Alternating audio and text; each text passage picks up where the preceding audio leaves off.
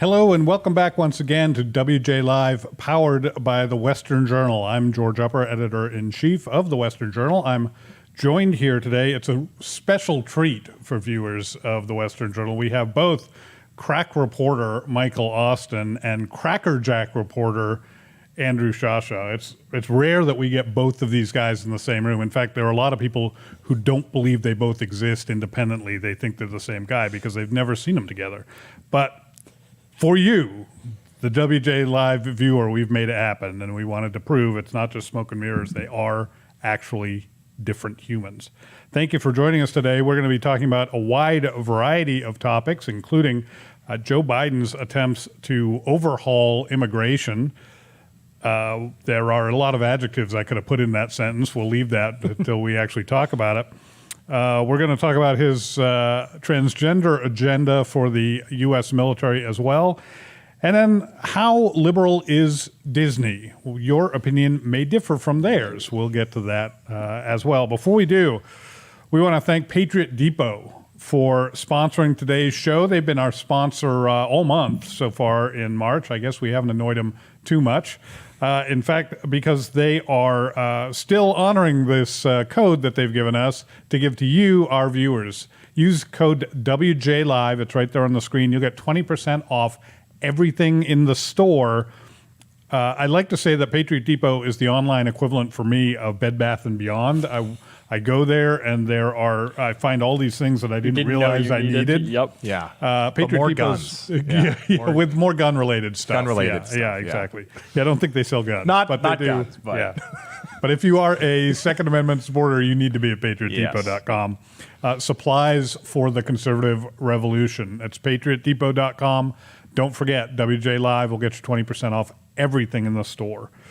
All right. So, Andrew, tell us about Joe Biden's. Well, you can use some adjectives now. I am ready. I have lots of adjectives. Okay. Today, for the viewers at home, we have got coming out the second episode of our Erasing the Line series. We're doing some reporting, some long-term reporting on Joe Biden's comprehensive immigration package, which some folks have told us is really just an attempt to re-engineer our entire immigration system. It's a mess. And it is apparently so messy, in fact, that Democrats are not particularly fond of it on the Hill. We have an up-and-coming Capitol Hill Republican told us this morning. That would be Representative Burgess Owens, a Trump ally. Yes, sir. Former NFL star who was elected last fall. And he essentially told us this morning, he confirmed some previous reports that the Democrats on the Hill are going to be delaying this bill as long as they possibly can. Right now, at the very least, they won't be taking it on and taking it to the floor this month. That is for certain. Burgess Owens told us via statement this morning, even some Democrats don't support attempts by the Biden administration to unilaterally re-engineer our immigration system. Immigration reform is a complicated issue, as demonstrated by the crisis at our southern border. For this reason, Congress should take the leading role in updating our immigration laws. A bipartisan and deliberate approach will guarantee a fair, safe, and responsible result for all. Now, we spoke about this a couple weeks ago when the bill first got trotted out. The White House forwarded it to the House Democrats, and the House Democrats introduced it on February 16th, I believe, possibly the 17th. Don't quote me on that.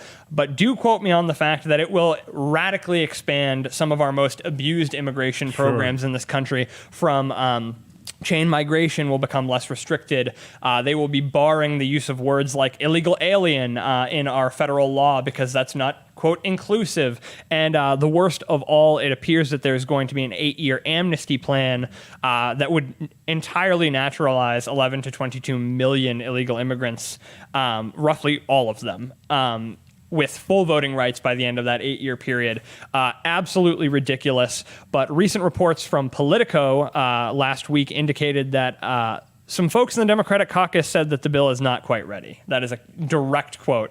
It is not quite ready, and that is an understatement. Yeah, that sounds more like the House is not quite ready than maybe the bill. Yes. Yeah. So apparently the initial attempt to whip up votes and see who would support the plan as it stood when it was introduced were, quote, dismal. They didn't even give the results to the reporters at Politico, but it's not good. And there is quite a bit of grappling in the back channels right now on the Hill Hill with the Democrats in the Progressive Caucus, trying to see if they can still kind of force it along with the more moderate Democrats saying that they don't want to do so. So what I wanted to forward to you guys first is just this bill. And the Democratic kind of the moderacy and the willingness to kind of be a little bit more calculated. Is that a good thing for us, or is that a bad thing for us on the right? With, we talked for weeks and weeks about how hopefully Biden would kind of show his hand, be a little bit more progressive, and it would look good for us in 2022 and 2024. Is it bad that we're seeing essentially the Democrats temper themselves a little bit to avoid the political backlash?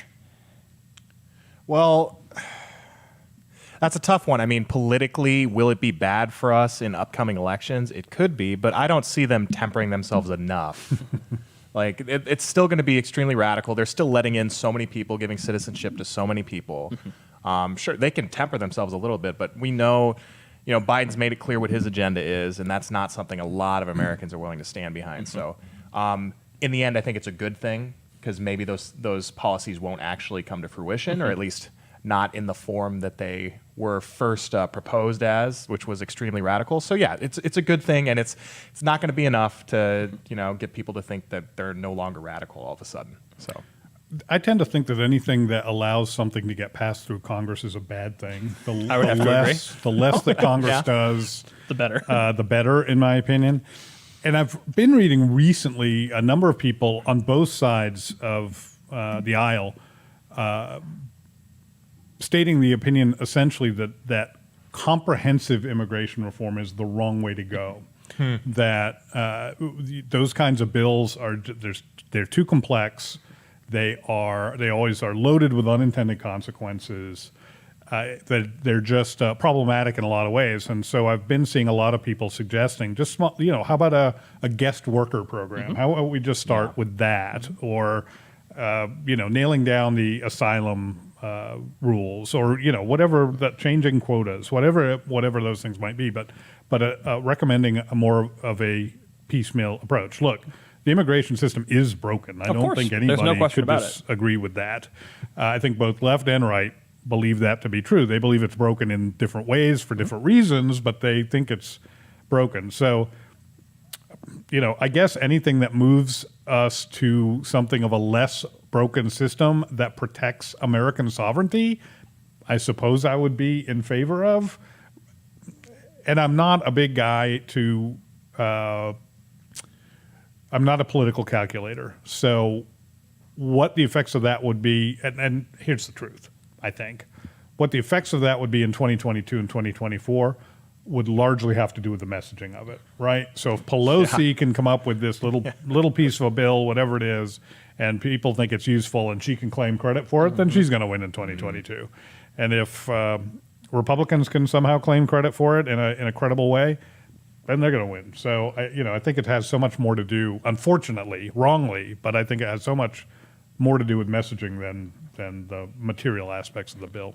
I'm actually glad you brought up the topic of messaging, because regardless of what happens with this bill, no matter how the Democrats seek to kind of tackle this in the split Congress, or in at least a very much divided Congress, there's almost no question that we are in crisis. Joe Biden doesn't particularly like to use the word we are in a humanitarian crisis at the U.S.-Mexico border, but there's no question we are. According to the Wall Street Journal, we said this a few weeks ago, more than 75,000 arrests were made at the southwest border in January. That's a 10-year record for the month of January. It's a 6% increase over the previous month, and we've seen month after month more increases. This month, we got a wonderful look from the Heritage Foundation, which further noted on March 4th that border crossing totals are 6 times higher under the Biden administration than they were under President Barack Obama. That is dismal, and I think there's almost no question, at least in my eyes, that the promises that were made with this comprehensive immigration bill and the promises that were made on the campaign trail have resulted in that crisis. Biden's people all of these arrests starting to admit some of that. Yes, there have been. You're right. There have been whispers in and behind the scenes reports that even some of the folks in the administration think that he is responsible, or the rhetoric is responsible. Do you think that essentially Biden kind of wrote a check he can't cash when it comes to immigration? Is this his fault? That's probably Joe Biden's email signature. I write Joe Biden, President of the United States, write checks I can't cash. It's printed on his business cards. Yeah. I'm what Joe Biden does is write checks he can't cash. So, or that America can't cash. That might be a better way to put it. No, I don't think Joe Biden intended for this to happen. I don't. Of course. I don't think this was what he set out to do. But one of the defining characteristics, and I'm going to overgeneralize here, but that's because I think it's largely true. One of the defining characteristics between leftists and conservatives is that conservatives care about what works, and leftists care about intentions. Yeah. And that's why conservatives tend to think that leftists are morons, and leftists tend to think conservatives are mean. Lots of adjectives today. Yeah, we're going to do all the adjectives in this segment, but it's true, and I'm sort of paraphrasing Charles Krauthammer and some of that thinking, but so I don't think Biden intended for this to happen, but so what? It is hard not to see a correlation between the timing of Biden taking the White House and Trump leaving it, and what's happening on the border. So regardless of whether you say it's his rhetoric, whether it's his policy proposals, whatever it is, clearly the change in the administration has made a change at the border. And we've seen clearly over the past, 5 to 8-ish years that, the calls for more like open border policies are increasing dramatically. Like, Obama back in the day, there's that video of him totally disagreeing with the left's concept of open borders today, what they want. And Joe Biden's been fully willing to just get behind all of that without question. And whenever you call them out for being for open borders, they go, oh, well, no, we're not for open borders. You're just fear mongering. No, they're like, if someone wants to get in the country and they say that they're fleeing some sort of harm, they believe that they should be let in. That's everybody. Right. That's open borders. I mean, under the left, everyone and their mother is fleeing some sort of oppressive something or other, whether it be an actual country or institution or whether it just be a social institution. Well, and people abuse it. I'm personally aware of a guy who I know personally. I haven't talked to him in years, but he was gay. He was from Costa Rica, I think. And in order to get permanent residence in the United States, he claimed that, totally falsely, claimed that his homosexuality made him the subject of persecution in his home country. Wasn't any more true of Costa Rica than it was of the United States.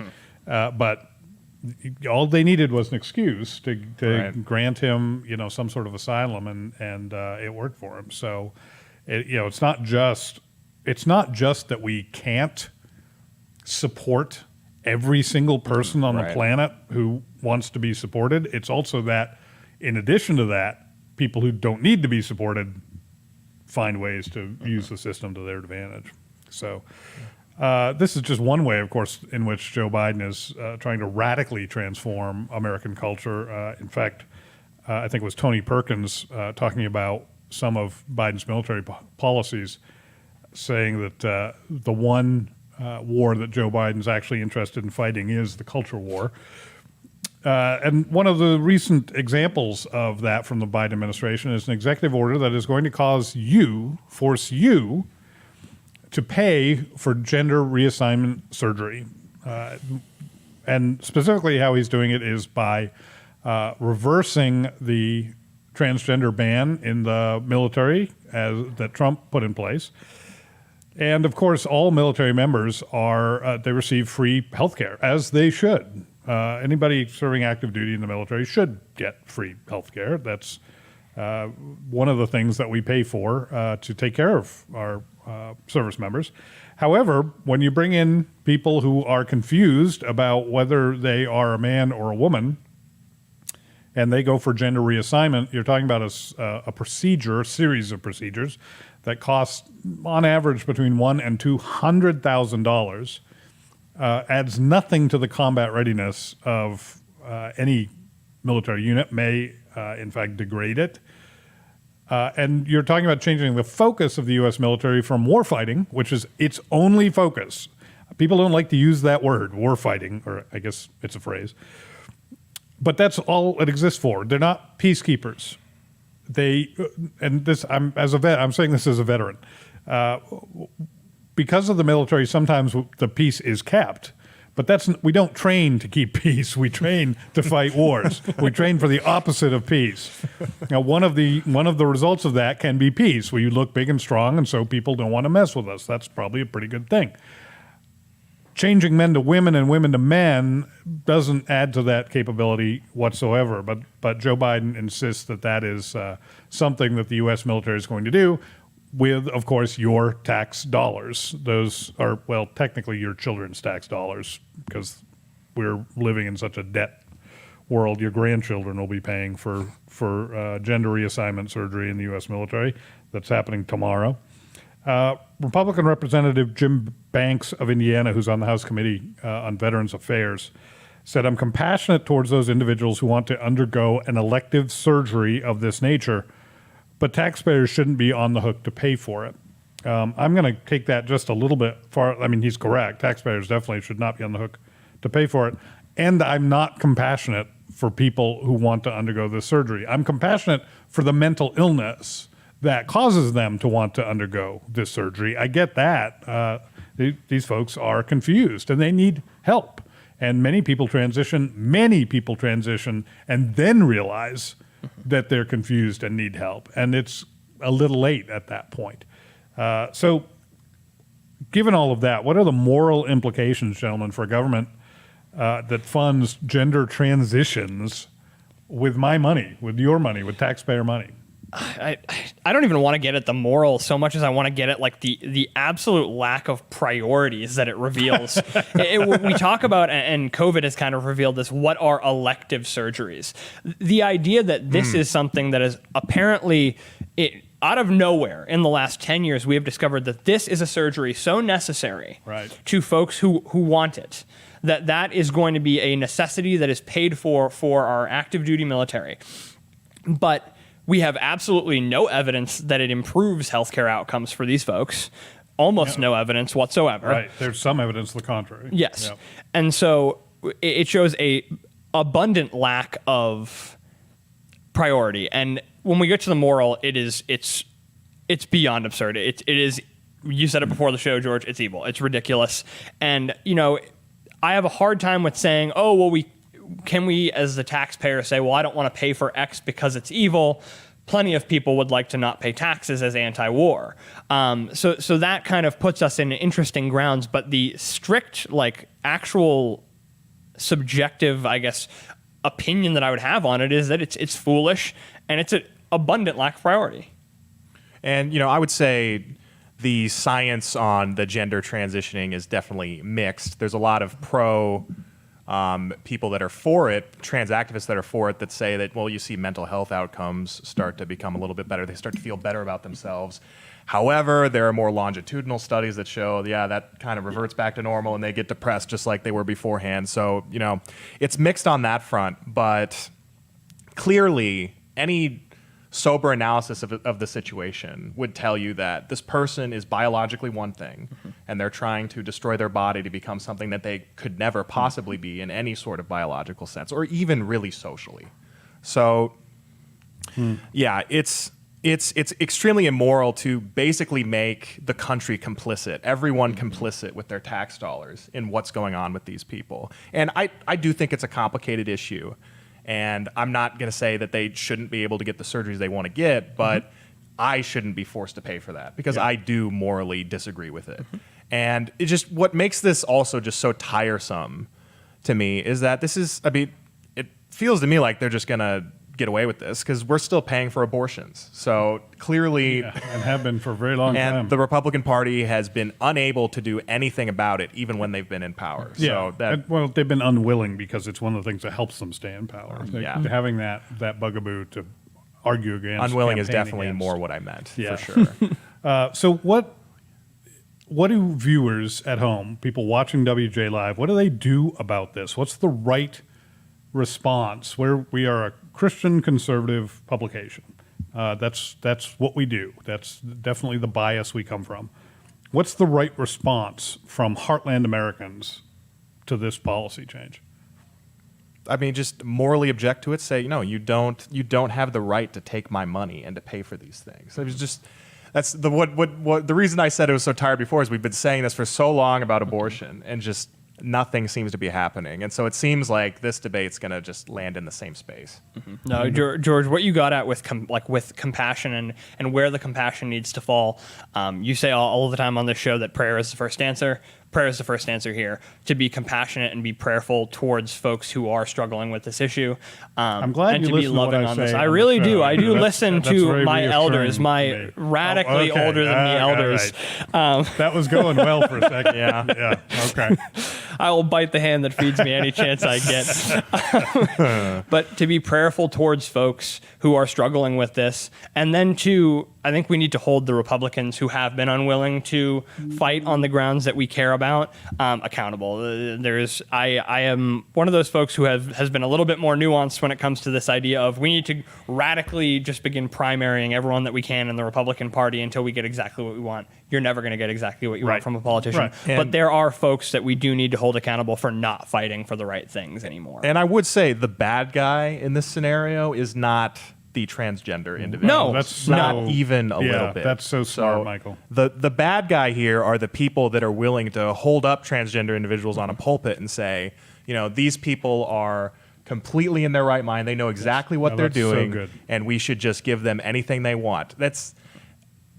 There's different sorts of transgender people. There's some that are just hopping on a social trend and they'll do things like this and they're not necessarily mentally ill. And there are some that are very mentally ill and are suffering from gender dysphoria and all sorts of other problems. And they need care. And these people are stopping that from happening. Right. And they're creating a situation where they're never going to get the care that they need and they're never going to be able to reverse the damage that's done. They're shaming the people who do get that. Oh, yeah. And there was just a story put out by NPR where they interviewed a person, I think a transgender advocate who was transgender, him or herself. I don't remember who the person was, but they said that narratives about detransitioning, so people going back to identifying with their original biological sex, those narratives, those stories should be saved for transgender people. They shouldn't be allowed to be told by detransitioners because they're weaponized against transgender people. Yeah. So these people, they're going to do whatever it takes to uphold the transgender agenda, even if that means silencing people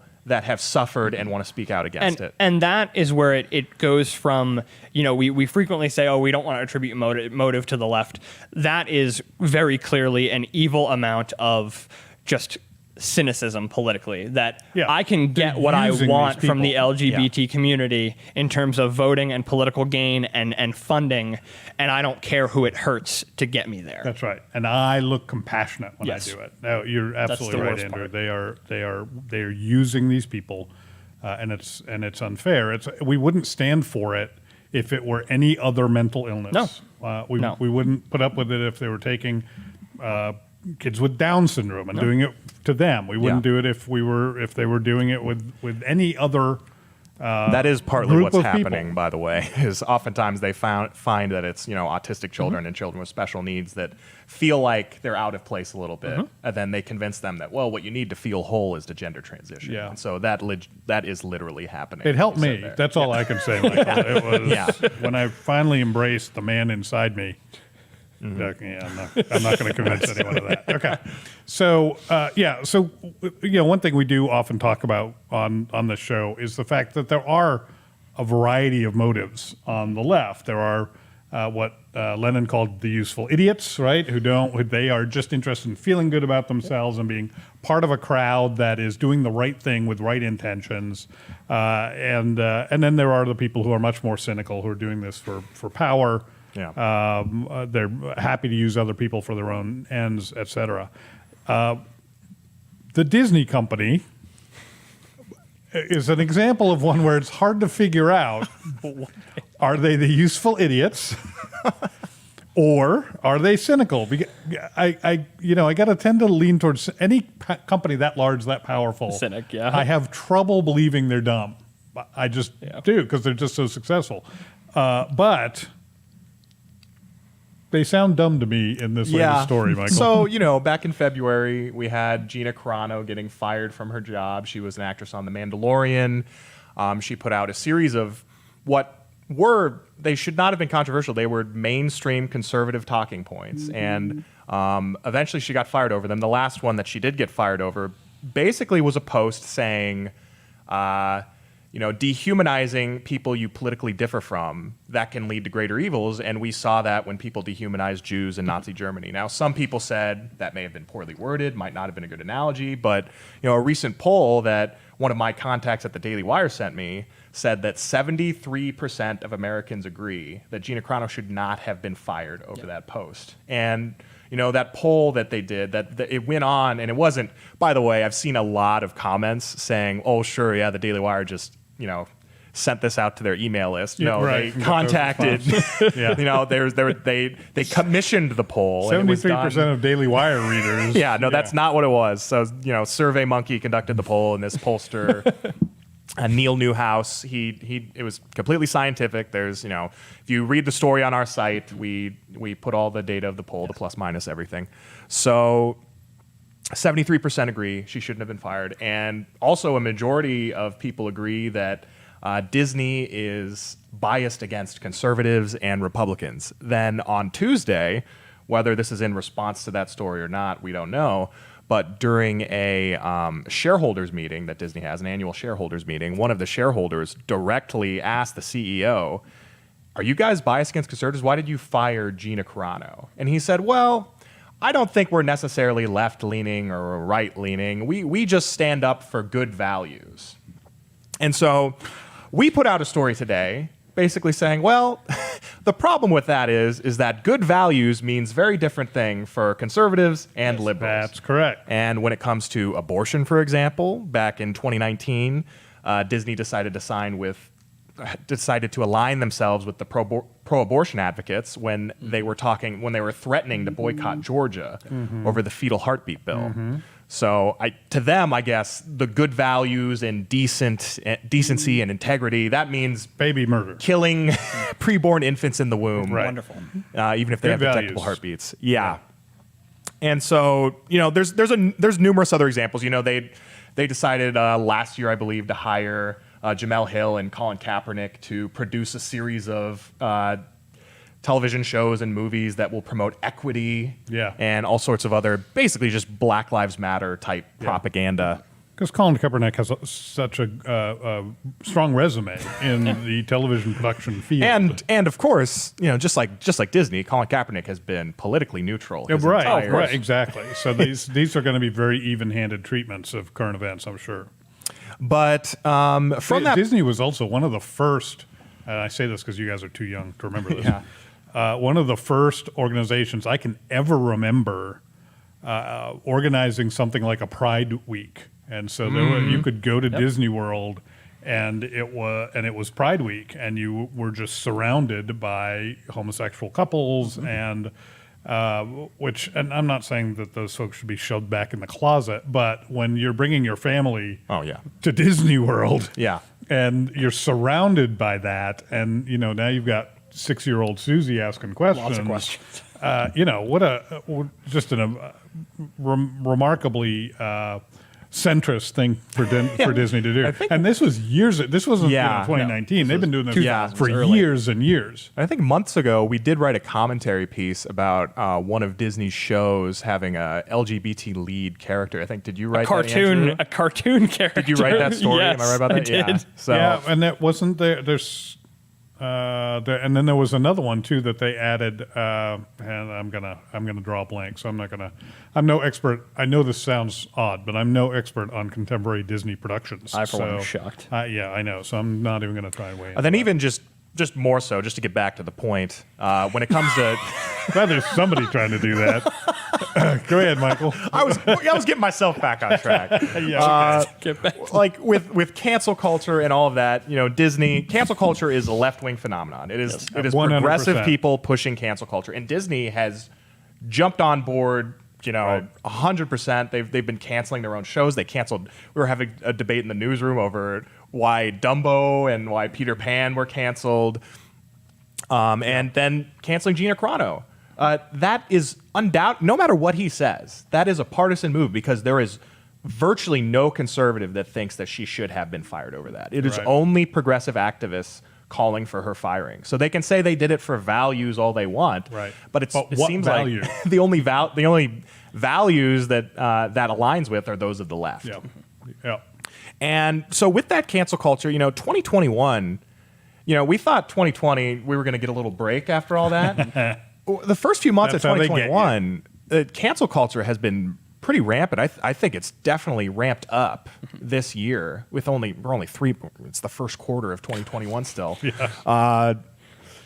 And people seem to be getting angry about it, and they're fed up with it, and yet it still seems to be ramping up. And do you guys think this is going to hit like a critical mass point? Like what I see happening, the only way I see this reversing is that eventually they try to cancel someone that's too big, and then that becomes a huge story, and then that just forces the mainstream culture to just reevaluate. Okay, what have we been doing? If they try to cancel someone like Chris Pratt, for example, Yeah, I or could see Oprah. that happening. Or definitely if it was Oprah. Yeah, I mean, that's one thing that's interesting to me about this phenomenon of cancel culture is the left isn't immune to it. The people who Right. have No, of course, spent yeah. a lot of time espousing leftist values, if they say the wrong thing, if the wrong tweet shows up from 12 years ago in their Twitter feed, I mean, people are looking. They're going out there and looking for people to cancel.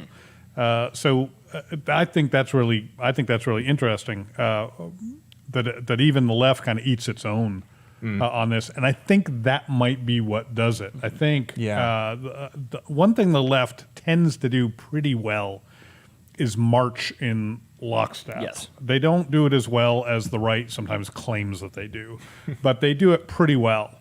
And I think there's only so much, when you're in war and the other guys are coming at you behind a shield wall and you're, trying to shoot arrows at them, trying to just get them through those little spaces between the shields.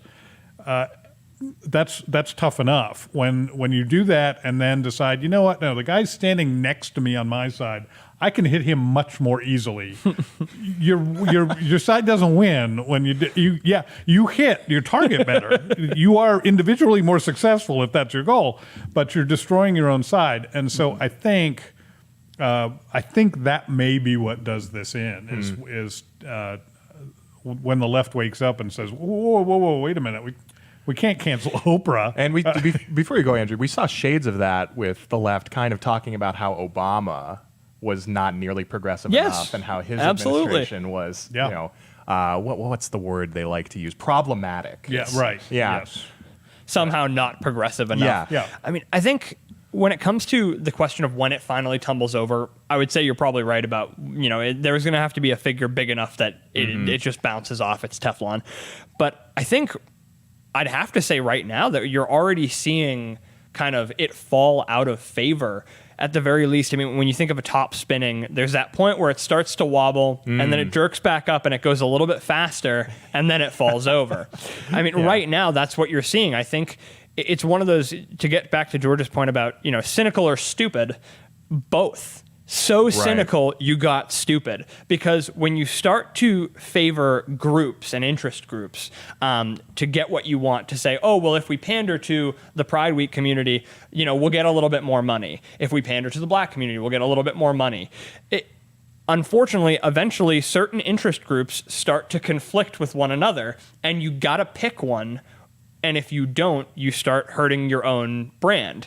With Gina Carano, you have the most fantastic example in someone that should have been the epitome of strong woman. Feminist icon. Yeah, feminist icon. Absolutely. Absolutely and unquestionably. Yeah. This is a woman who, you're canceling the action figure. I thought you wanted toys that looked like boys' toys for girls that girls could look up to. Yes. There's your as example. long as you don't have separate boys and girls toy sections in stores, California is actually looking to regulate that, to ban that, to fine companies that separate boys and girls toys. So you can sell the Gina Carano action figure. It just has to be, a male. Exactly. Or something. But for some reason, eventually you hit a point where you can't favor one group enough, and another group is going to say, well, what about us? Yeah. And you see that with kind of the TERFs that you talk about, the trans-exclusive radical feminists. It's like the wing of feminism that doesn't like what's going on with the trans community, doesn't like that they're now being passed over by the left for who is the biggest victim. It's no longer the feminist, it is now the trans person. I think it's Meghan Markle. I think that's, Really, the whole royal family has yeah, just I been feel like- victimized. yeah, I feel Yeah. like that's been the latest. And I now that you say, the point you make that it's already starting. Now that I'm thinking of it, it just feels so obvious. The Gina Carano incident really made some big waves. Yes, and absolutely.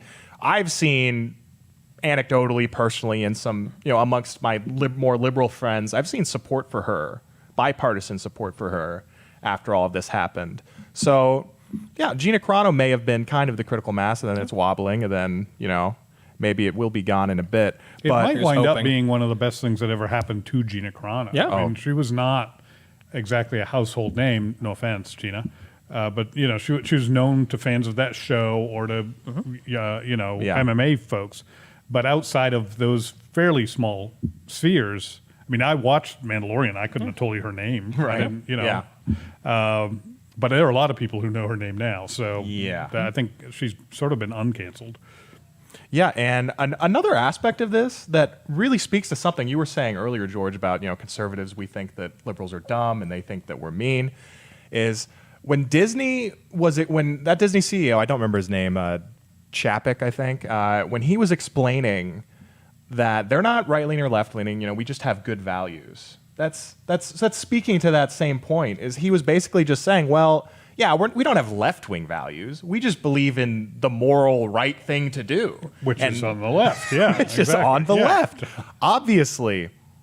And do you guys think that that the left has for too long won over the cultural narrative in this way? Like, it feels to me like, the right is seen as the anti-LGBT, like you hate people because of the way they're born or whatever, and I think they've seized on this, and they have made it like, well, we're the good guys, they're the bad guys because they don't want more rights for more people, even though that's not at all It's the what opposite they're calling of what for. we believe. But Yeah, but yeah, do you think they've been winning over that culture narrative, and do you think that's gonna shatter anytime soon? I think for a period of time, you can't look back on the last 20 years and say that they weren't winning that cultural narrative. I think that cancel culture is kind of what ends up when that final domino actually falls. That's when it's kind of over for the left's kind of cultural control. When you control the apparatus and the institution of the culture, and then you start deciding, okay, well, now we know we have control, and we can start kicking guys out of camp. We can start voting Yeah. people off the island. It's like, okay, well, eventually nobody wants to be on your island anymore. And this is kind of where they lose it. And I think where we can take that back is by making more coalitions with Yes. more people that we disagree with in one area. Like, Yeah. we should never concede, like as Christians, as conservatives that believe in the institution of the family and all of that, we should never concede that we believe that homosexuality is moral. But if there are members of the gay community that want to vote with us, that want to Yeah. be Republicans, that want to fight for conservative policies, we should by all means welcome them in with Yes. open arms Absolutely. as brothers and say, hey, we disagree with you, but we agree with you on all this other stuff, Yeah. so let's go kick some butt. that's been part of the core of the problem, Michael. Yeah. There are really two things I think that destroy, or that's putting it too strongly, that allow the left to win this narrative battle. One of those is the right, which A, does not always message as well as we should, and B, sometimes is mean. There are people on the right Yes. who get more attention than they should, and just say the wrong things. Sometimes believe the wrong things. Sometimes are, the word homophobic gets thrown out all the time for anybody who says anything Yes. about homosexuality. Okay, Yeah. but that doesn't mean there aren't homophobes. Yeah, no, that's There a are great, some. that's a There are perfect some. point. Yeah, and those people need to shut up. Yes. And educate themselves. Get out of your own way. They need to understand that, and this goes back. I've said this on the show many times. Politics is downstream of culture, but culture is downstream of religion. This goes back to realizing that we're all fallen people. We are all broken, and the reason somebody else has the sin of homosexuality to struggle with, and you don't, is because you've got another one. You have a Yes, different sin you're struggling absolutely. with. Yeah. Pornography, probably, if you're a guy, almost certainly. Yeah. Maybe it's drugs or alcohol, it's lust, it's adultery, it's whatever. But you have one. It may not be that. A really good friend who used to say, when people would he was a Christian conservative, and people would say, well, what about your attitude on homosexuality? What about the church's attitude about it? And he'd say, let's back up. How about the attitude about sexuality? Let's just talk about what a problem that is for everybody. Yes. For some of them, it's homosexuality. Others, it's heterosexuality. But we're all struggling with it in one way or the other. So that's part of the problem is realize first that they're but for the grace of God. Go you, go I, any of us. That's the first thing. And then the second thing is the straw man argument that the left loves to use. They love to paint the right as all thinking that way, as all speaking that way. And even if we communicate better than that and we're somehow more kind or more compassionate, in our hearts, really, we hate the gays. That's really so when we say something about not supporting same-sex marriage, for instance, that's not because we honor traditional marriage. It's because secretly we hate the gays. But that's not true at all, but that's what the left says. So we have two problems there. We have two messaging problems, one coming from the left, one coming from the right. And it's the same thing with cancel culture. It's the same thing with immigration. It's the same thing with transgender issues. And this is, being... admitting your own sin and welcoming others in regardless of what their sins are, that's how we win back people, hearts and minds. And just one more example that came to mind to kind of really drive this home is, I don't remember the names of any of the people involved. There were some prominent conservatives on Twitter going back and forth, but there's this story that came out of CPAC of this transgender, male to female transgender person who went to CPAC. And I'm going to refer to him as he. I believe, identifies as a woman, but I'm going to say he. He said he felt welcomed, that he was so excited to be there, that he believes in conservative things, and he was welcomed with open arms. And this conservative influencer or personality, I don't remember who it was, she basically said, "This is disgusting. Why are we supporting transgender people now?" And the answer to that should be yes. We do support them as people. Absolutely. Yes. And it's caused a lot of ruckus, but it's just, that is the example. That is what we don't want to be. Right. Like, if that person wants to come into our camp, we don't have to say we support transgenderism, to say we support you as an individual and we welcome you into the conservative circle. That's exactly right. And we don't do that well. And that, that's everybody. Nobody does that all the time. The left does it better than we do, and the reason the left does it better than the right, generally speaking, is because the left is content to allow you your sins as long as you don't call out theirs. And the right doesn't work that way. Not in the same way. It doesn't work that way. If I'm in some sort of sin, I want my brothers in Christ to come to me and point it out because, I have a blind spot, or maybe I don't have a blind spot. Maybe I totally know what I'm doing. But I need that accountability. The left doesn't want that accountability at all. And so it's counterproductive to them to call somebody else out for behavior that could be considered morally wrong, because they don't want to be called out for behavior that could be considered morally wrong. If you're a believer, you should want to be called out for behavior that's morally wrong so that you can do something about it. And there are more believers on the right than there are on the left. There are some on the left, but it's certainly slanted to the right. So that is all we have time for today. It's actually a little more than we had time for today, as always happens when I'm on the show, apparently. That's what the control booth tells me anyway. Sorry, Logan. I did it again.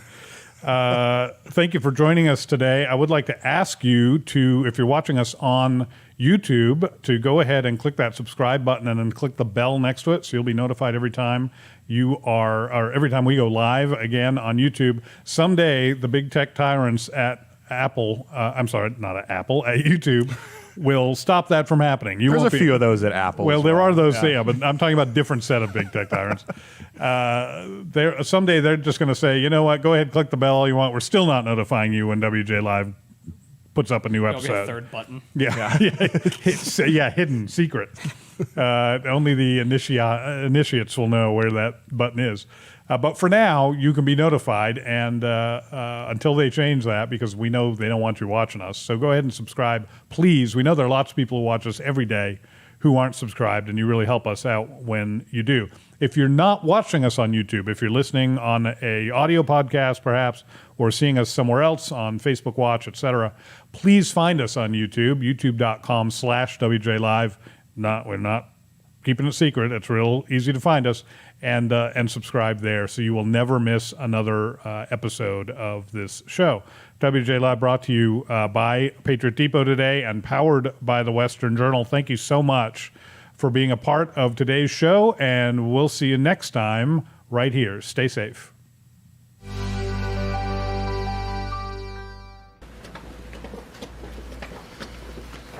Josh, did you hear?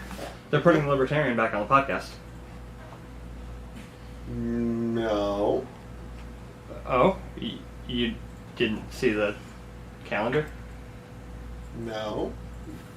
You should talk to Kayla about that. Yeah. Yeah. Okay.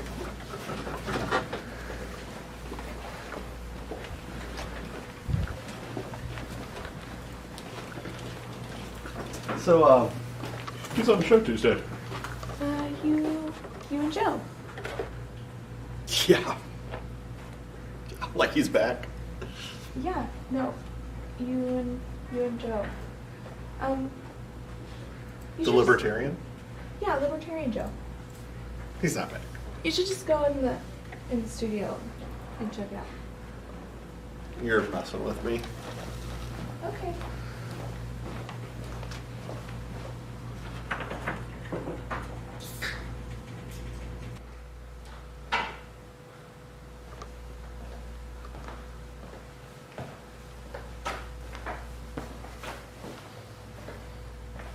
Okay.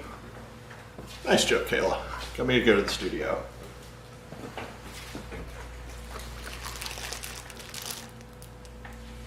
Oh no!